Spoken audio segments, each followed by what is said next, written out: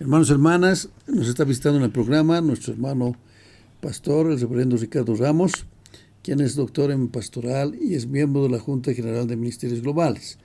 Hermano Ricardo, sea usted bienvenido, le agradecemos su atención, le agradecemos su tiempo. Su saludo, hermano. Muy buenos días, hermanos, hermanas, que hoy nos acompañan en esta nueva edición de su programa El Sembrador, esperando que en este diálogo seamos todas y todos bendecidos y podamos encontrar la continuación de la Cuaresma una razón para dedicarnos y consagrar nuestras vidas más al Señor. Muchas gracias, hermano Ricardo. Con el hermano Ricardo vamos a hablar algo que es muy importante, que es la Cuaresma. La Cuaresma que queremos enfocarla desde una visión metodista.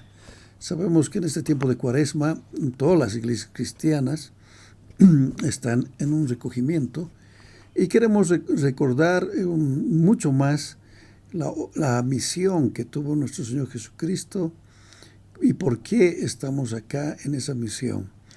Hermano Ricardo, en cuanto hablamos de la Cuaresma, ¿algo nos dice la Biblia sobre la Cuaresma?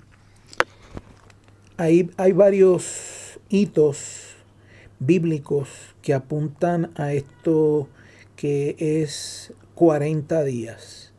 Cuaresma tiene su origen en ese espacio de tiempo de 40 días y lo identificamos claramente en el ministerio de Jesús, en los 40 días que Él se apartó al desierto, y no solamente en el Nuevo Testamento, sino en el Antiguo Testamento, vemos periodos que están consignados dentro de esos 40 días. Quiere decir que el origen es bíblico y ya en el siglo IV, después, en la era común después de Cristo, la iglesia asumió la necesidad de tener también como iglesia un espacio de autorreflexión, de conversión, ligado a ese número de 40 días, a esa cantidad de días, debo decir, que comienzan precisamente en lo que en la tradición cristiana se conoce como el miércoles de ceniza y se extiende hasta el primer día de la Semana Santa, el Domingo de Ramos. Quisiéramos puntualizar algo, hermano Ricardo. Usted ha dicho algo bien. Dentro de la numerología de la Biblia, el 40 tiene mucho significado, ¿no? Vamos a recordar que el pueblo judío sale de Egipto y está 40 años en el desierto. Y eso que saliendo de Egipto, del Sinaí a Canaán, podían haberlo hecho en línea recta en mucho menos tiempo. Pero el tema es que el Señor dispuso así, porque había un peregrinaje que cumplir, ¿no? Eran 40 años porque debían pasar 4 generaciones para que la generación perdida no entre a Canaán y entren los jóvenes. Pero usted bien ha dicho también, hermano Ricardo, que nuestro Señor Jesucristo durante los 40 días levantó ayuno. Esos 40 días de ayuno que nos muestra todo lo que el pueblo cristiano, la importancia de un ayuno. Y en Cuaresma, que quiere decir 40 días, aunque los domingos no se cuentan, pero resulta que empieza un miércoles de ceniza. Y resulta que la ceniza en el pueblo judío tiene mucha significación. Por eso es que la heredamos de esa tradición judía. ¿Qué podemos decir de esa costumbre judía, hermano Ricardo, sobre la ceniza? En las escrituras de Israel, vale decir en el Antiguo Testamento, las cenizas eran usadas como símbolo de constricción, de humillación, de arrepentimiento, de reconocer la fragilidad de nuestra naturaleza humana, nuestra vulnerabilidad, nuestro tiempo limitado de vida. Siempre se ha asociado en el lenguaje bíblico y en el uso de las cenizas. Quiere decir que nosotros como cristianos evangélicos, enraizados en lo que podemos llamar la tradición judeocristiana, heredamos para bien este sentido del uso de las cenizas, insisto, como signo o símbolo de arrepentimiento, de constricción, de entrega, de humildad, de reconocimiento de nuestra vulnerabilidad y limitación humana. Quisiéramos complementar también, hermano Ricardo. Usted bien ha dicho que la ceniza en el pueblo judío era un signo de arrepentimiento. Y el pueblo judío en su tradición ha mantenido siempre este símbolo como un símbolo, ¿no?, de demostrar la humildad ante el Señor, el arrepentimiento, ¿no? E inclusive tenían una fiesta especial que era Yom Kippur, ¿no?, el día del perdón para el pueblo judío, donde obligadamente todo judío debía ayunar.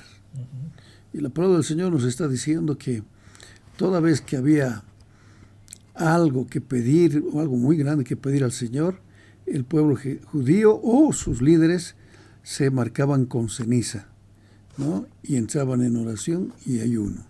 La palabra dice, creo que dice oración, ayuno, silicio y ceniza. Y esto, hermano, nosotros como pueblo cristiano metodista hemos ido también heredando, ¿no?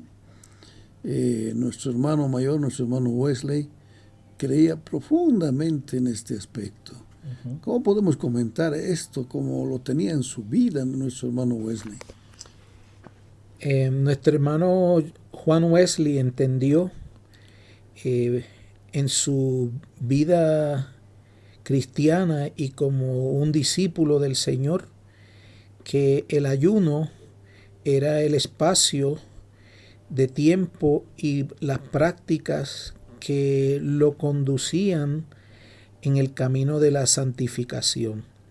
Nuestro hermano Juan Wesley entendía que el ayuno era un medio de gracia, es decir, que en la medida que cada discípulo del Señor apartaba tiempo para ayunar, era tiempo en el cual la gracia de Dios, el favor de Dios, la bendición de Dios se derramaba sobre esa vida.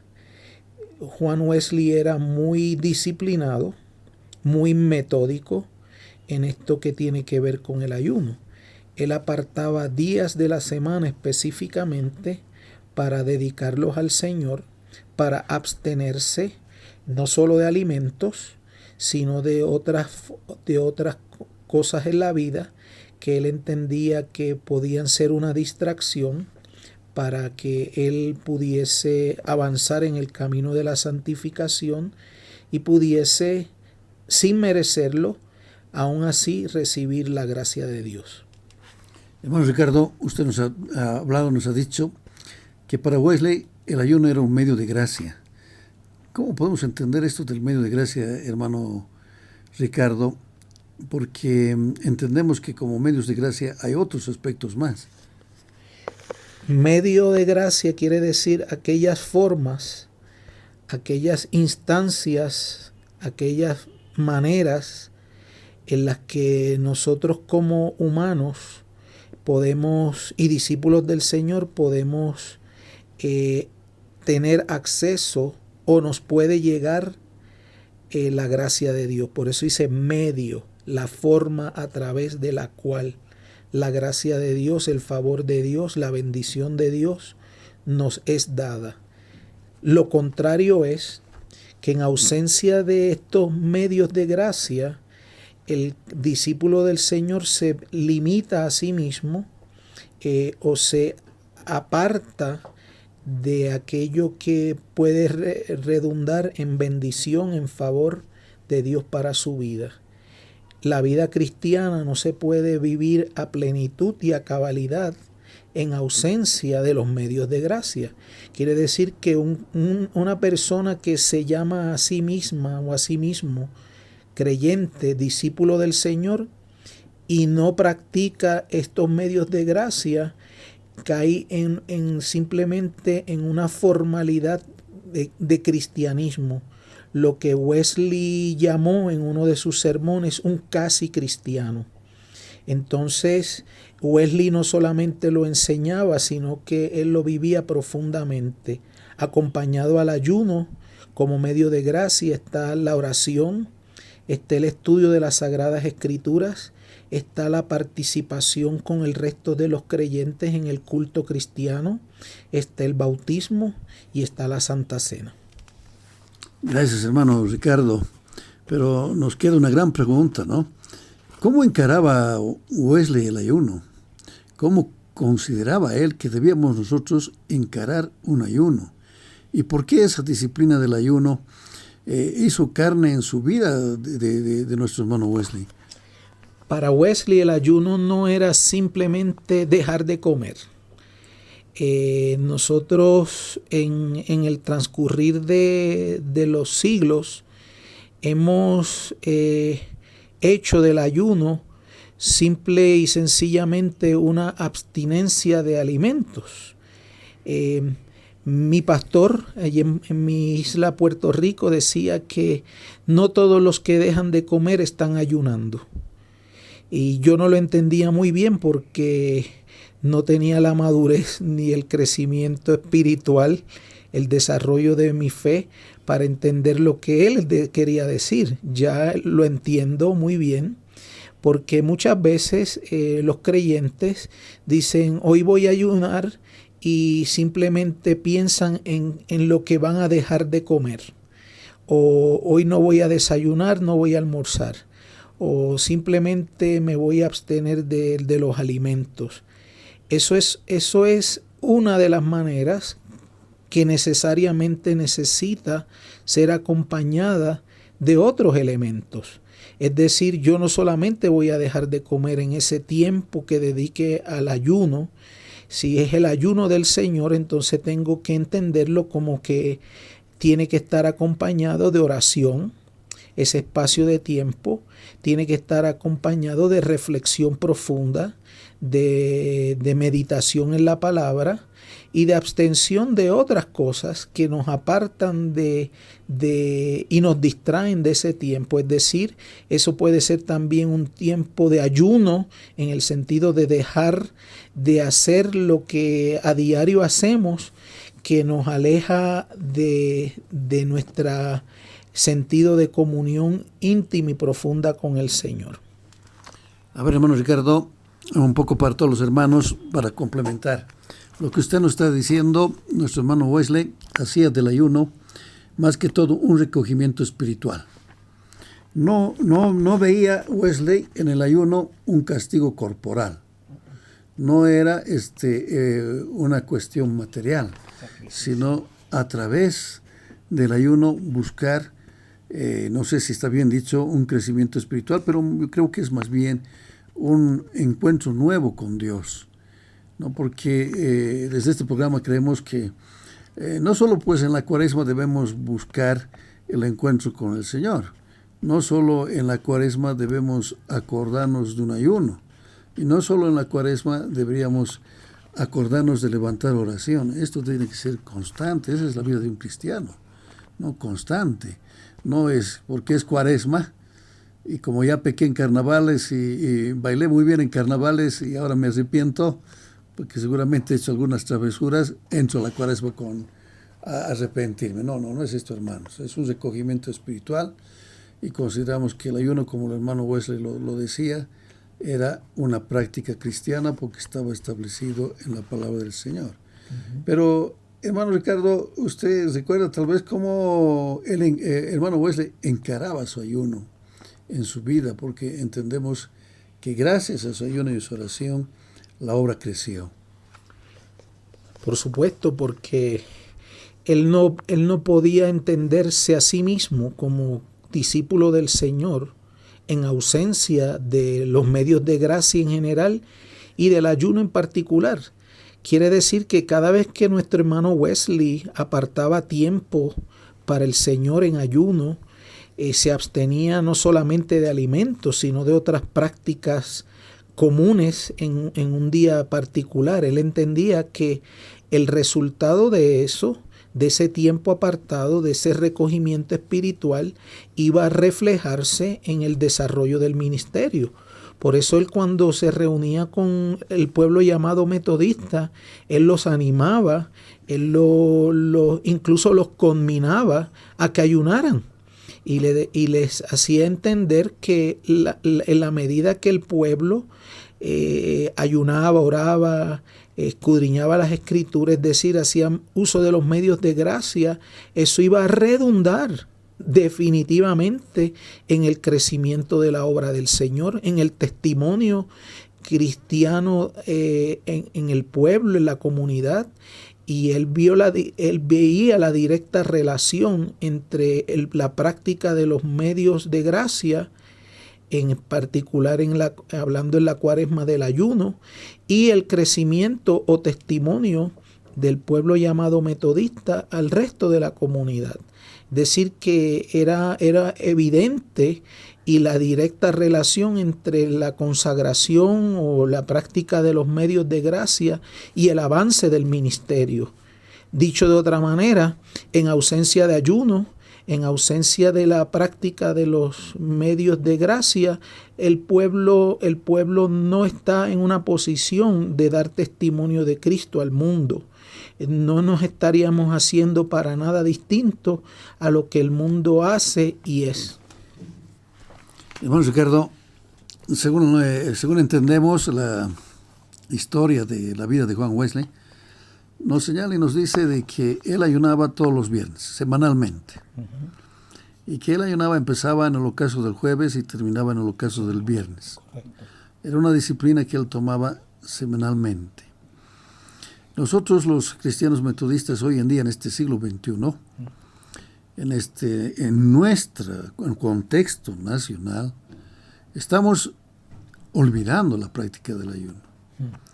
Y mucho más en un tiempo de cuaresma, cuando toda la iglesia cristiana en el mundo está en un profundo recogimiento y muchas de ellas están viviendo un ayuno, yo diría un ayuno constante, ¿no? Tal vez ya algunas veces tal vez de tradición.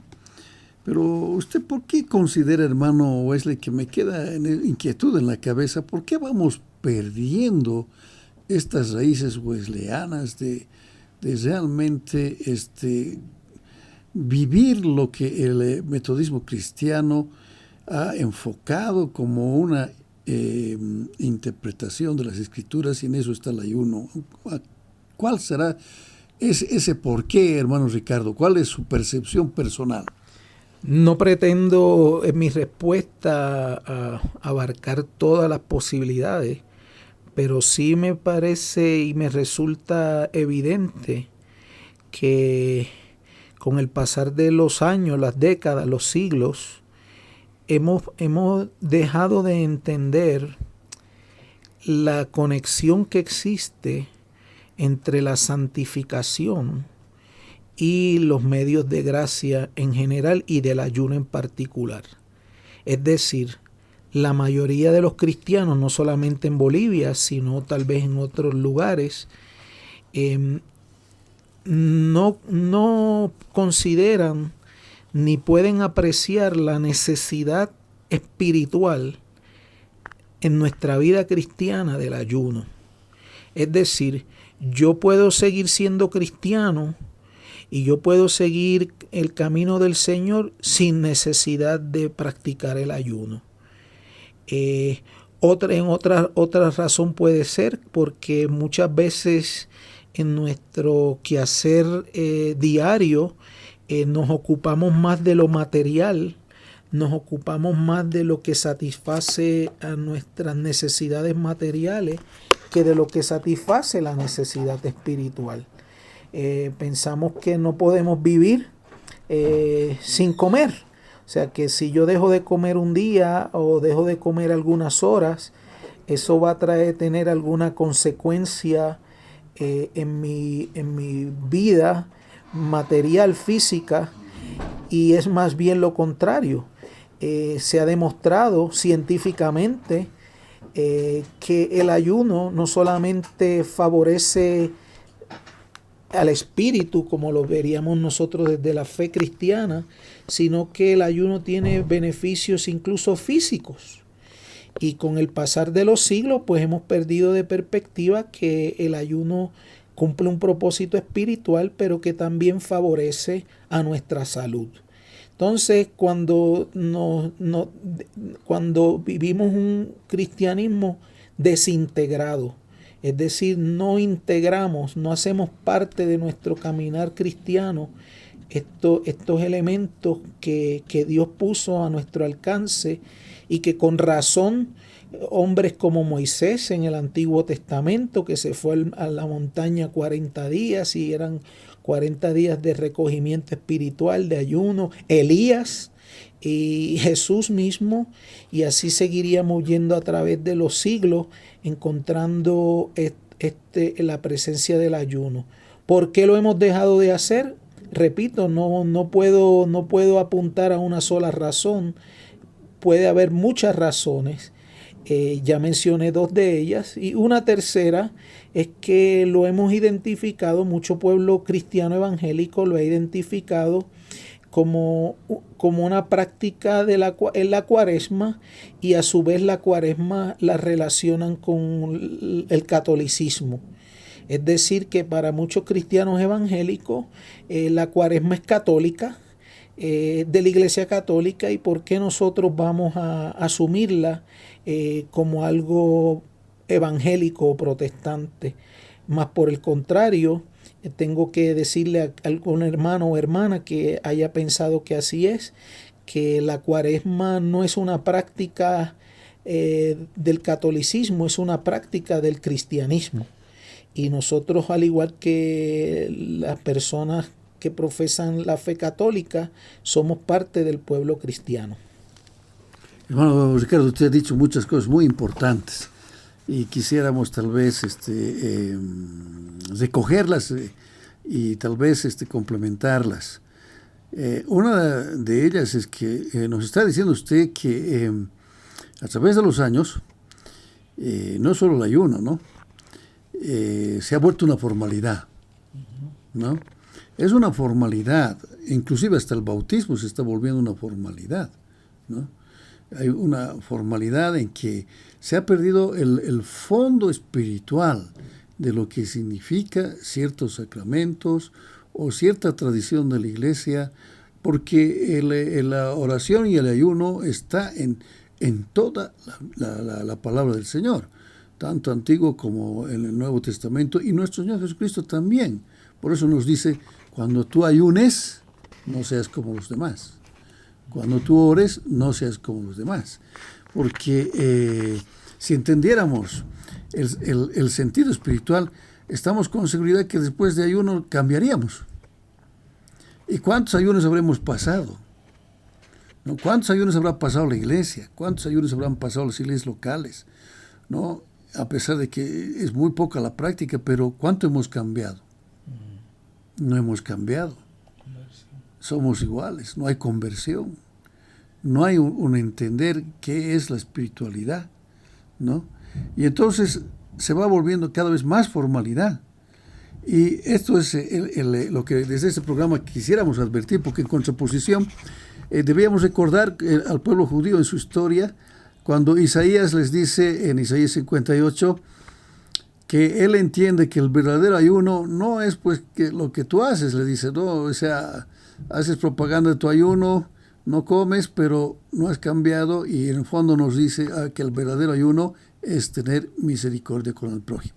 Uh-huh. Y Isaías nos dice que él entiende que el verdadero ayuno es ser solidario con el prójimo, es dar de comer al pobre, uh-huh, no vestirlo, porque también el pueblo judío perdió el sentido del ayuno, ¿no? Y nosotros estamos igual.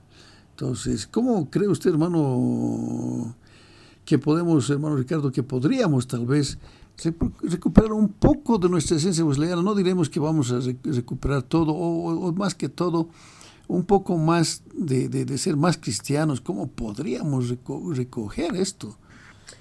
Yo creo que, como bien apuntas, hermano Humberto, esto va más allá de ser metodista. Esto va más allá de ser de conformar la tradición wesleyana. Esto se trata de ser cristianos, ¿no? Somos cristianos metodistas, como hay cristianos bautistas, pentecostales, en todos aquellos que tienen a Jesucristo como Señor y Salvador. Se trata de recuperar aquello que hace parte de nuestra vida cristiana. Se trata de entender que la medida que hacemos uso, practicamos el ayuno, la oración, estamos avanzando en el camino de la santidad. Estamos avanzando en el propósito de Dios para nuestras vidas y a través de nuestras vidas para la vida de otros. No podemos llevar un testimonio de poder, un testimonio de cristiano al mundo si nosotros no hacemos estas prácticas, más allá de la formalidad, más allá de usarla como una cubierta para en ciertas situaciones. Se me presenta algo bien difícil en la vida, entonces ayunaremos, hermano, ¿no? Para resolver esto, para que Dios intervenga. Tiene que ir mucho más, es mucho más que eso, ¿no? No es solamente un sacapuro el ayuno, ¿no? Estamos en un momento difícil, entonces haremos ayuno, hermano. Y el resto de la vida, el resto del año, el resto de nuestro caminar con el Señor, el ayuno no se hace presente.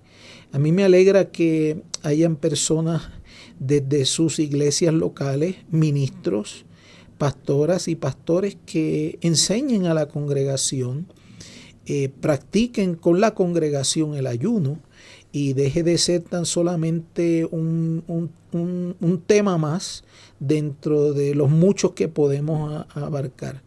Me encanta saber que todavía dentro del pueblo de Dios hay ministros que apartan para el Señor ese día de ayuno, puede ser más de uno, y que lo consagran y lo dedican al Señor en la autorreflexión, en el autoconocimiento de Dios y de sí mismo, y así con ese aval de que yo lo practico en lo personal sin hacer grandes demostraciones de cuánto ayunamos, sino más bien en la práctica acompañando y dando la pauta al resto de la congregación.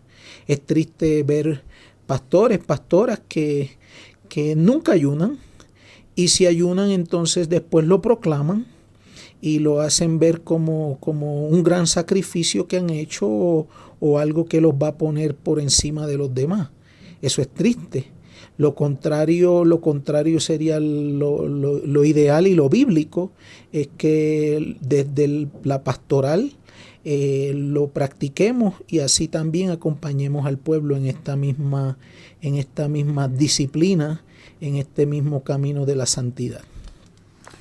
Hermano Ricardo, en la tradición de la Iglesia Metodista, por lo menos en Bolivia, durante la Semana Santa que tenemos nuestro culto de Domingo de Ramos, nuestro culto de las 7 palabras, el culto de la Santa Cena y el de la Resurrección. Estos cultos están en todas las liturgias cristianas. Entonces no podemos decir que nosotros que todo esto solo pertenece a los católicos, sino que es parte de la tradición de la Iglesia, ¿no? Y yo creo que eso hay que entender, ¿no? Que el metodismo también ha heredado la tradición de los padres de la Iglesia. ¿Cuál es su criterio, hermano Ricardo, en ese sentido? Sí, definitivamente, hermano Humberto, nosotros somos parte del pueblo de Dios, somos parte de esa tradición judeocristiana, somos parte de aquellos que hemos reconocido a Jesucristo como Señor y Salvador, y en nuestro diario vivir tenemos que reconocerlo así y apartar, como todos los creyentes a través de los siglos, incluyendo a los padres de la Iglesia, este tiempo en el cual no solamente recordamos, sino que hacemos nuestro la pasión y muerte y resurrección de nuestro Señor y Salvador Jesucristo. Si nosotros miráramos fuera del cristianismo y viéramos en otras religiones cómo otras religiones tienen sus días santos, ¿no? Tienen sus días apartados para celebrar y hacer en sus vidas parte de su tradición.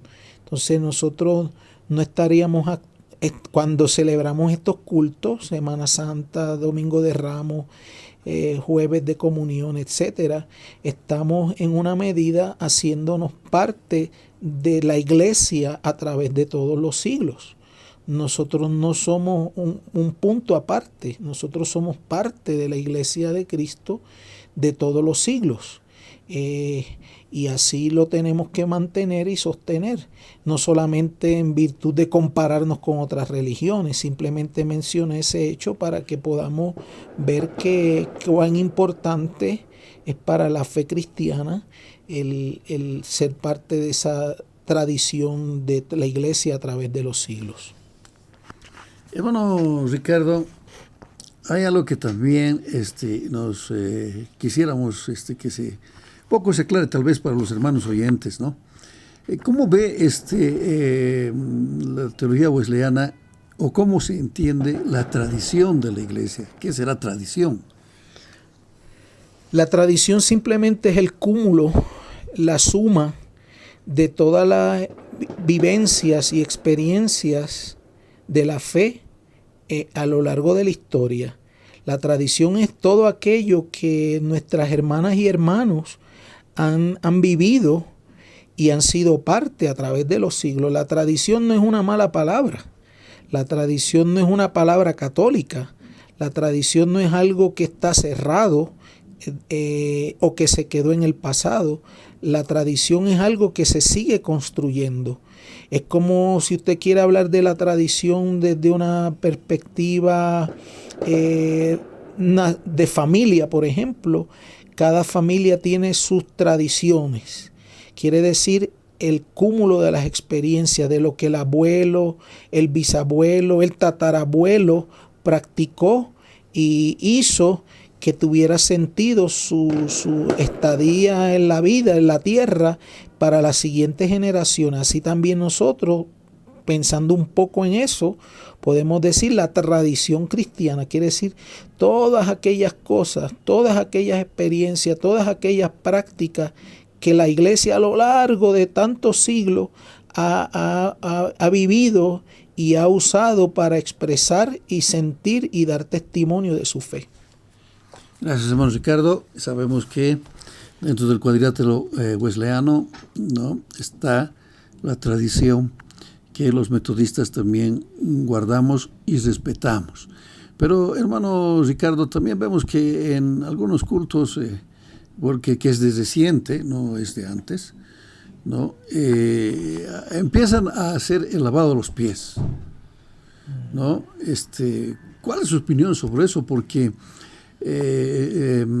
parecería ser que es un acto como que el que lo va a hacer es el que está siendo el más humilde o el mejor hermano, pero no hay un trasfondo de decir, a ver, ¿qué hay detrás de aquellos hermanos, diremos, menesterosos, sufridos? ¿Qué hay detrás de esas vidas?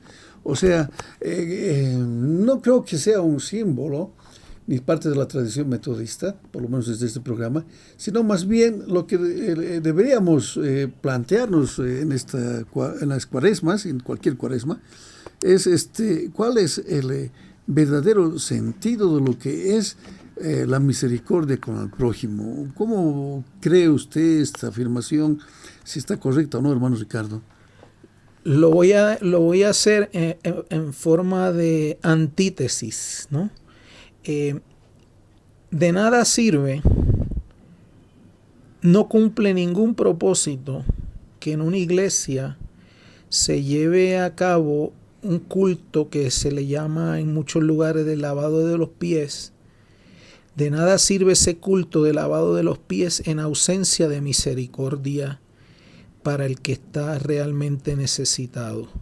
Si colocamos el lavado de los pies en el marco de los evangelios y la experiencia que tuvo Jesús con sus discípulos, al momento de lavarle los pies, Jesús lavarle los pies a sus discípulos, Él lo elevó como un ejemplo de humildad en función del servicio, es decir, sirviendo a otros. Ahí es con donde se demuestra nuestra humildad. Y yo creo que si hay alguna iglesia, sin el ánimo de juzgar, que practica y lleva el culto del lavado de los pies, sin que medie la humildad y el servicio fuera de ese momento, de nada sirve. Se convierte en algo que simplemente tiende a apuntar a elevar a unos sobre otros, ¿verdad? Porque yo te lavé los pies a ti, yo soy más que tú. Yo soy una persona más humilde que tú. Yo te estoy demostrando cuán humilde yo soy al lavarte los pies. Eso definitivamente es contraproducente y es contrario a la práctica de la humildad a través del servicio. Hermano Ricardo, como siempre, el tiempo es nuestro enemigo. Y para entrar en finales, hermano Ricardo, nos gustaría escuchar de usted sus recomendaciones para esta Cuaresma. No solo para la Cuaresma, sino para cualquier tiempo en nuestra vida y en cualquier instancia en nuestro calendario. La recomendación para mis hermanas y hermanos, que es la misma que debo yo asumir, es que reconozcamos la necesidad de recogernos espiritualmente, de reflexionar, de colocarnos en una posición delante de Dios de humildad, reconociendo nuestros pecados y nuestra necesidad de nacer de nuevo. En mi consejo para todos los que nos escuchan y siguen este programa El Sembrador, que no solamente ahora en la Cuaresma, pero con más intencionalidad podamos ocupar estos días para abstenernos, apartarnos de aquello que desagrada a Dios, como un momento de recogimiento espiritual, de la esperanza de que al llegar el día de la resurrección, así como morimos con Cristo, también viviremos con Él. Dios les bendiga, amadas hermanas y hermanos. Gracias, hermano Ricardo, muchas gracias, agradecido desde este programa. Y hermanos y hermanas, no nos dejen de escribir al mail sembradorhf, @hotmail.com para darnos a conocer sus opiniones. Que el Señor los bendiga, queridos hermanos. Amén.